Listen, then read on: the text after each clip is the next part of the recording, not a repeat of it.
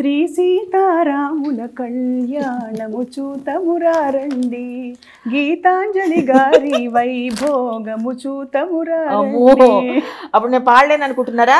మీరు పాడండి. ఓ సీతారాముల కళ్యాణము చూద్దామురారండి, శ్రీ సీతారాముల కళ్యాణము చూద్దామురారండి. ఎన్ని సినిమాలు చేసినా గీతాంజలి గారు సీతారాముల కళ్యాణం తెలుగువారి మనసుల్లో ముద్ర వేసేసుకుంది. అవునండి.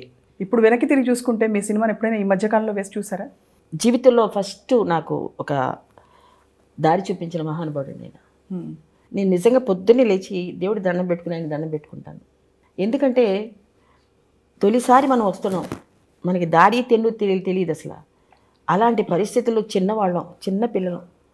మా ఫాదర్ మదర్ ఏదో మమ్మల్ని పెంచి పెద్ద చేసి ఆర్టిస్టులు చేయాలంటే ఒక్క దిక్కు లేదు మాకు అప్పుడు. అలాంటి పరిస్థితుల్లో ఒక చిన్న సాంగ్ చేశాను, రాణి రత్నప్రభ. అందులో బిఎస్ సుబ్బారావు డైరెక్షన్లో చేశానండి. అందులో రామారావు, అంజలి గారు హీరో హీరోయిన్. అప్పుడు నాకు కరెక్ట్గా ఆయన ఒక సాంగ్లో ఒక చిన్న బిట్టు డాన్స్ చేశాను, ఆయన దృష్టిలో పడ్డాను. అప్పుడు సీతారామ కళ్యాణం టైం అనమాట అండి. ఈ అమ్మాయి చాలా ఇన్నోసెంట్గా చాలా బాగుంది, వెరీ నైస్, ఎవరు అమ్మాయి అన్నారు.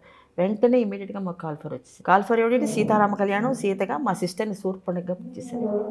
పర్మనెంట్ ఆర్టిస్ట్ను 2 years మేము ఎక్కడ పని చేయకూడదు. ఎలా అనిపించింది అప్పుడు అవకాశం ఇలా వస్తుందనగా?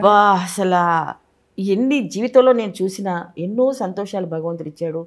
మీ అందరి దేవల్ల, భగవంతుడు ప్రేక్షకుల మహాశైలు అందరి దేవల్ల ఇవాళ ఇలా ఉన్నామంటే ఆ రోజు నేను పడ్డ ఆనందం ఇప్పటికీ స్టిల్ ఐ గట్. ఎన్నాళ్ళు సాగిందో ఆ షూటింగ్? అప్పుడు 1 year పైన.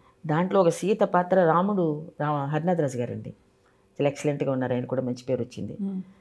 అట్లా ఒక మంచి చిత్రం చేయటం చాలా అదృష్టంగా భావిస్తూ ఉన్నది. మీరు చెప్పిన తొలి డైలాగ్ గుర్తుందా మీకు ఏమన్నా? ఫస్ట్ డైలాగ్ మీరు ఏమిటి మీరు చెప్పింది? సిగ్గుపడుతూ చెప్పారా సీతగా? లేదు, ఫస్ట్ డైలాగే ఆయన నన్ను అంటే నన్ను పట్టుకుపోవాలని ట్రై చేస్తారనమాట. మాతులింగి క్యారెక్టర్ అది. అక్కడ డైలాగు ఇంత పెద్ద డైలాగ్ అండి.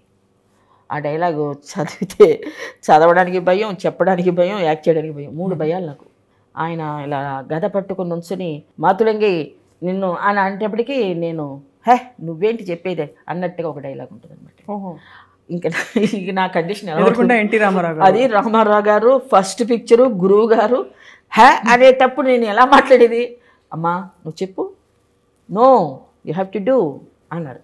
అంత మనకి ప్రోత్సాహం చేసి ఒక ఇంటిమేసి చేసి ఆయన నాకు భయాన్ని పోగొట్టి ఆ డైలాగ్ చెప్పిన తర్వాత క్లాప్స్ కొట్టారు. ఆయన బాగా చెప్పామమ్మా అన్నారు.